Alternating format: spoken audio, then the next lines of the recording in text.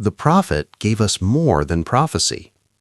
There is a profound difference between a prophet and a fortune teller. A fortune teller tells you what is coming and leaves you helpless before it. A prophet tells you what is coming and then tells you exactly what to do about it. The prophet Muhammad, peace be upon him, was the greatest of all prophets. And when he described Al-Malhama Al-Kubra, the greatest battle in human history, he did not stop at the description. He gave his ummah a complete survival strategy.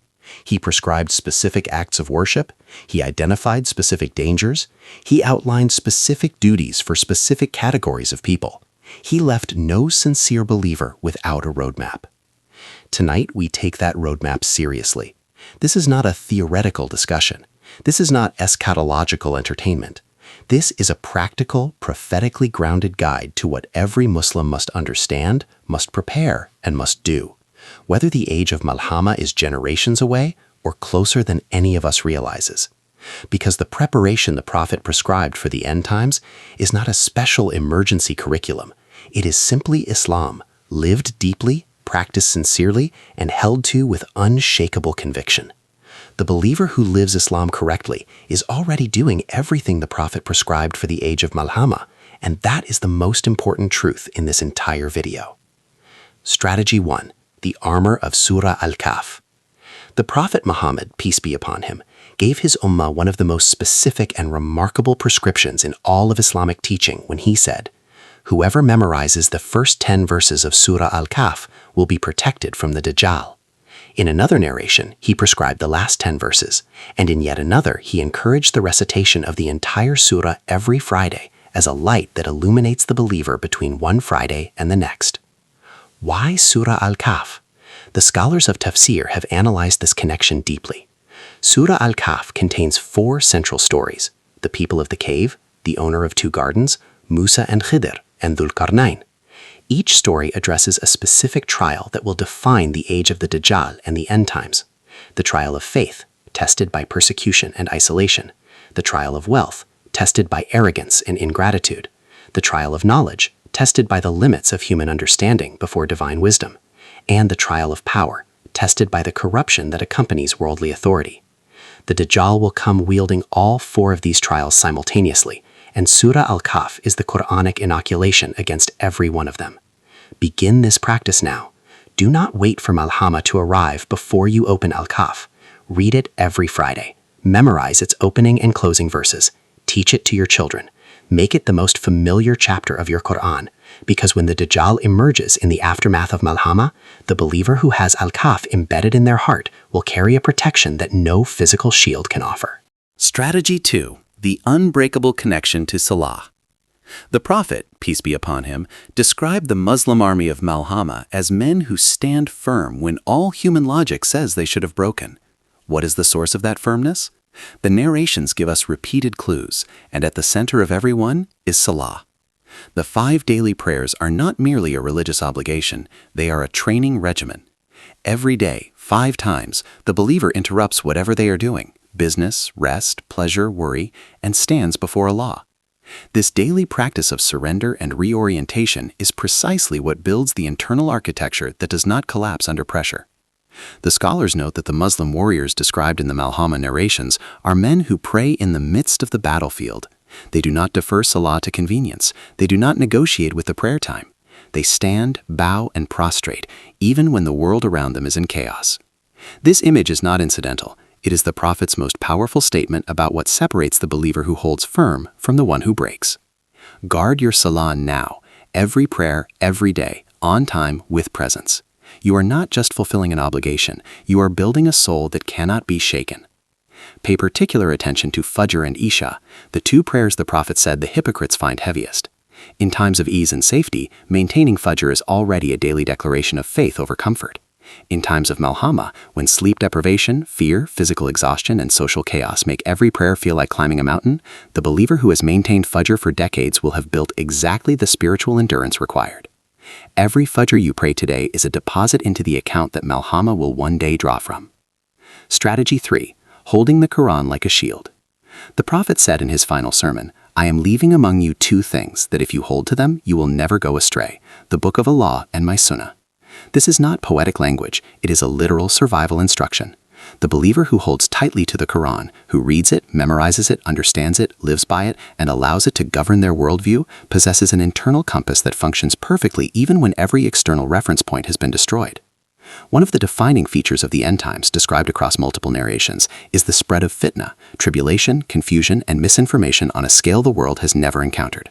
The Dajjal himself is the ultimate fitna, a being whose entire existence is designed to produce confusion, to make falsehood appear as truth and truth appear as falsehood. In this environment, the believer who is not anchored to the Quran will be lost, not because they are weak of character, but because the deception of the end times is described by the Prophet himself as something almost impossibly convincing. The Quran is the anchor. Its truth does not change, its guidance does not expire, its clarity does not dim with time. The believer who reads a portion of Quran every single day, however small, is maintaining a living connection to the only source of truth that the Dajjal cannot counterfeit. Make Quran recitation a non-negotiable daily practice, not for reward alone, though the reward is immeasurable, but because you are building the muscle of truth recognition that will be the most important cognitive skill a human being can possess in the age of Malhama. Strategy 4. The duty of community. Never stand alone. The Prophet, peace be upon him, said, "The wolf takes the sheep that strays from the flock." This narration, so simple, so vivid, is one of the most important survival instructions in all of Islam for the age of Malhama. The isolated Muslim is the vulnerable Muslim. The believer who has cut themselves off from the community of believers, whether through pride, conflict, individualism, or circumstance, has removed themselves from the protective structure that Islam was designed to provide. The Muslim army described in the Malhama narrations does not fight as individuals. It fights as a disciplined, unified body, under leadership, with strategy, with mutual support. This is not a coincidence. It reflects a fundamental Islamic principle. The Jama'ah, the community of believers, is a divine institution. The Prophet said, "My ummah will not unite upon misguidance." The community, gathered around the Quran and the Sunnah and led by righteous leadership, carries a divine protection that no individual possesses alone. Your duty today is to invest in your community. Know your mosque, know your scholars, know your brothers, build relationships of genuine trust and loyalty within the Muslim community around you, not surface-level social connections, but deep bonds of faith, mutual aid, and shared commitment to Allah. These bonds are the infrastructure of survival in the age of Malhama. They are not built overnight. They are built across years of consistent presence, consistent generosity, and consistent commitment to the Jama'ah. Build them now.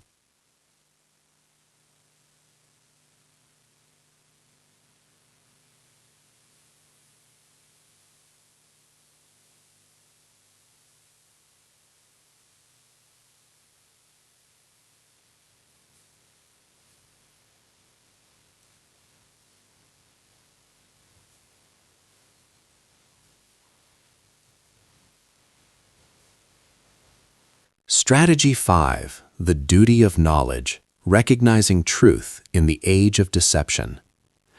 The Prophet said, "Seeking knowledge is an obligation upon every Muslim." This instruction carries a specific urgency in the context of the end times. One of the defining characteristics of the period surrounding Malhama is described in the Hadith as the removal of knowledge, not through book burning or censorship, but through the passing of scholars.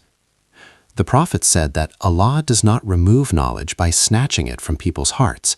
He removes it by taking the scholars, until no scholar remains, and people take the ignorant as their leaders, who give fatwas without knowledge, going astray and leading others astray. The obligation of knowledge in the age of Malhama therefore operates on two levels. For the scholars and students of knowledge, the duty is to preserve, transmit, and teach Islamic knowledge with urgency and dedication. The scholar who hoards knowledge, who fails to teach, who retreats from the responsibility of guiding the ummah in times of trial, is failing at the most critical moment of their purpose.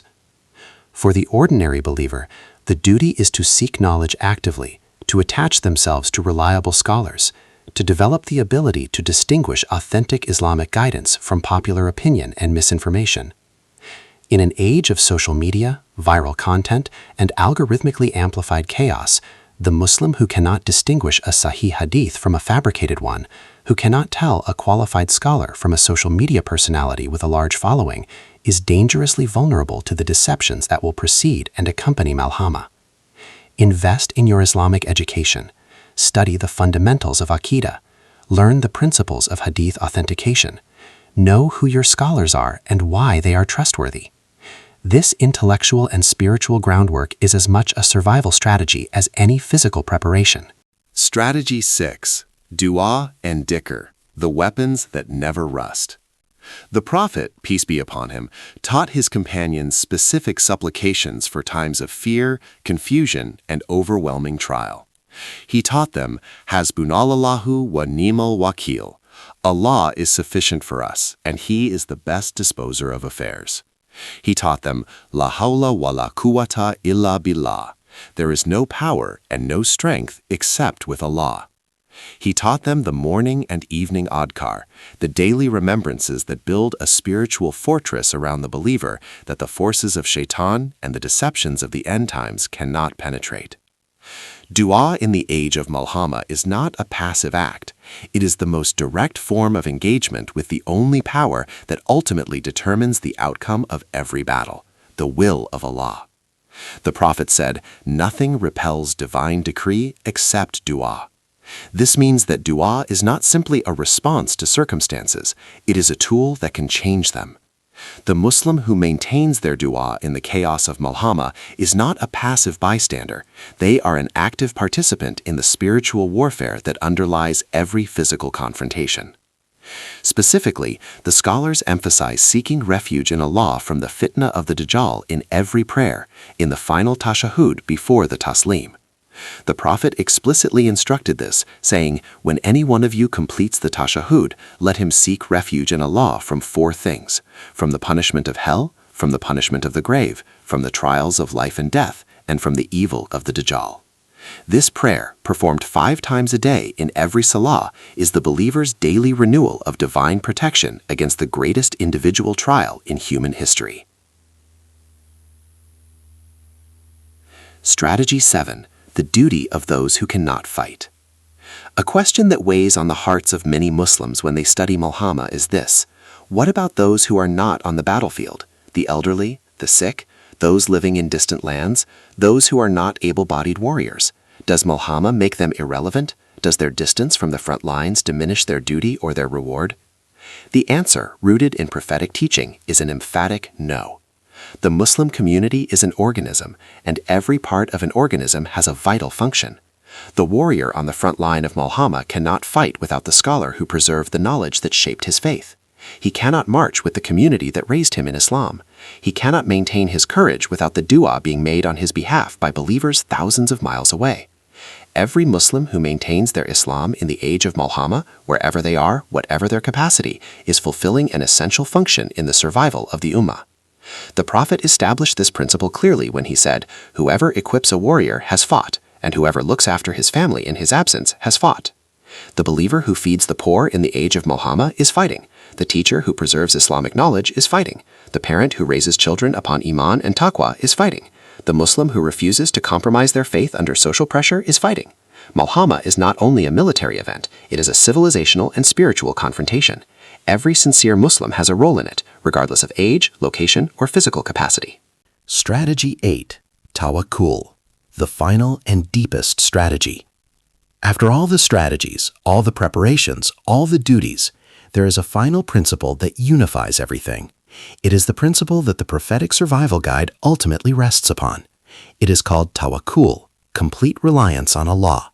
Not the passive tawakkul of those who use it as an excuse for inaction, but the active, courageous tawakkul of those who do everything within their capacity and then release the outcome entirely to Allah. The Prophet, peace be upon him, described the Muslim army of Malhama as men who are vastly outnumbered, whose backs are literally against the sea, who face a force that by every human calculation should destroy them, and yet they do not break, and yet they fight, and yet they win. What explains this? It is not superior weapons, it is not better strategy, it is that their tawakkul is real. They have genuinely, completely, and without reservation handed the outcome to Allah, and having done so, they are freed from fear.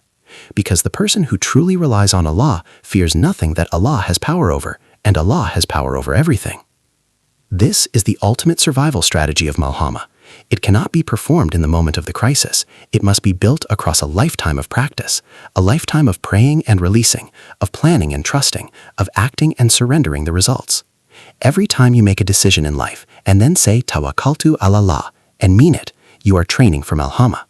Every time you face uncertainty and your heart remains still because you know Allah is in control, you are building the tawakkul that the greatest trial in human history will require.